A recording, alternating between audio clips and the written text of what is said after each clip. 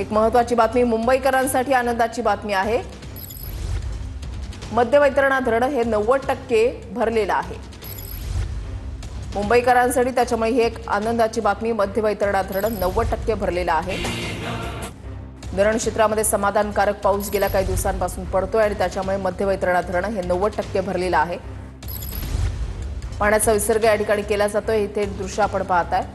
मुंबईकरांच्या दृष्टीनं दिलासादायक आणि आनंदाची बातमी म्हणावी लागेल की मध्य वैतरणा धरण हे 90% भरलेलं आहे।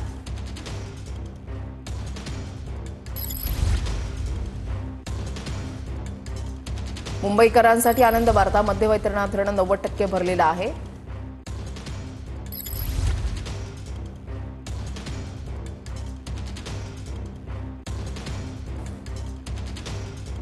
मुंबईला पाणीपुरवठा करणाऱ्या धरण क्षेत्रामध्ये सध्या समाधानकारक पाऊस पडतो आणि मध्य वैतरणा धरण हे 90% भरलंय।